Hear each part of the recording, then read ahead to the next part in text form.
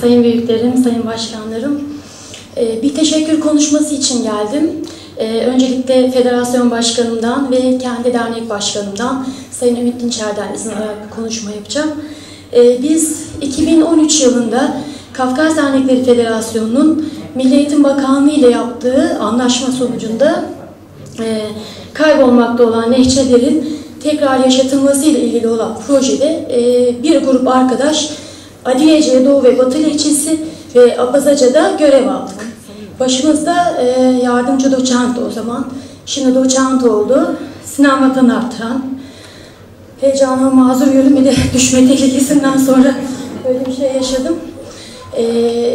Kendisi bulunuyordu. Ama projede gerek Anavatan'dan, gerek diasporadan konusunda uzman olan bir sürü arkadaşımız görev aldı. Şöyle bir handikap yaşadık. Hep bizimle ilgi olan konularda olduğu gibi çok kalabalık bir grup başladık. Şu anda yaklaşık 10 kişiye indirgendi bu grup sayısı ama vereceğim haber bizim için çok önemli. Biz geçen hafta itibarıyla 8. sınıf kitabımızı Milli Eğitim Bakanlığı'na da onaylatmış olduk.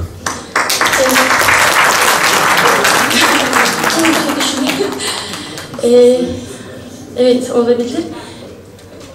Sağ olun, teşekkür ederim.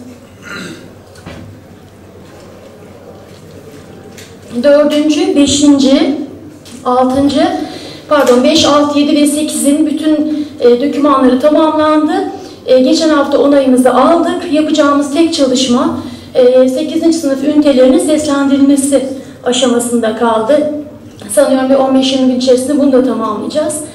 Bu projede emeğe geçen çok fazla isim var. Ben başta federasyon başkanımın çok kişisel girişimleri ve çabaları oldu. Olayı hızlandırmak adına yaptığı girişimler oldu. Bunlar için kendisine teşekkürle başlayacağım. Sinem hocamız, Sinem Vatan Arttıran, Nalçık'tan Hataşuko Gazi Dil Derneği inanılmaz bir destek verdi. Apazya'dan Arda Aşba, Soğum Devlet Üniversitesi'nde özellikle uluslararası öğrencilerden de sorumlu kendisi. Oktay Bey, Saim Ayuzba, Maykop'tan çok güzel bir örnekleme yaptı. İbrahim Çetal torunlarıyla katıldı bu çalışmaya. Onun dışında İlhan Aydemir, yani Türkiye'deki diasporanın sanıyorum en iyi dil hocalarından biri. İlhan Aydemir, Sayın Ayşe Tufan, Düzce Üniversitesi'nde görev yapmakta olan Adigeyli dil hocalarımız, onların emekleri çok fazla. Tasarımda Kadir Polat, müziklerde Engin Met, Feritcan Aydemir, bütün Gınni topluluğu bu arada. Ve burada belki adını saymayarak hata yapmaktan da korkuyorum.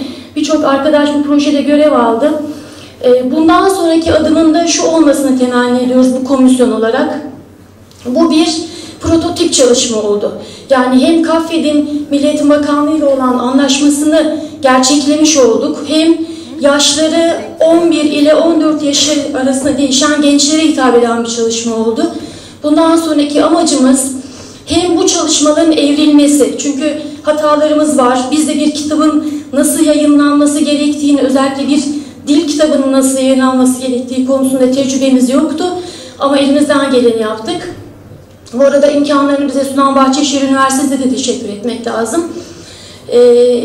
Bundan sonraki amaç bu kitapların evrilmesi, iyiye doğru evrilmesi ve her türlü yaş grubuna hitap edecek hale getirilmesi olmalı. Buna inanıyoruz.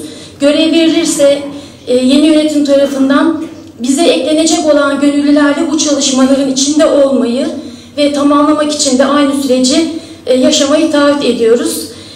Unuttuğum isimler varsa tekrar özür diliyorum ben burada ama umarım böyle haberlerle karşınıza gelmek nasip olur tekrar. Bu genel kurulun bütün camiaya hayırlar getirmesini diliyorum ve teşekkür ediyorum. Bu arada ben ailem ve çocuklarımla geldim. Onunla. Çok teşekkür ederim.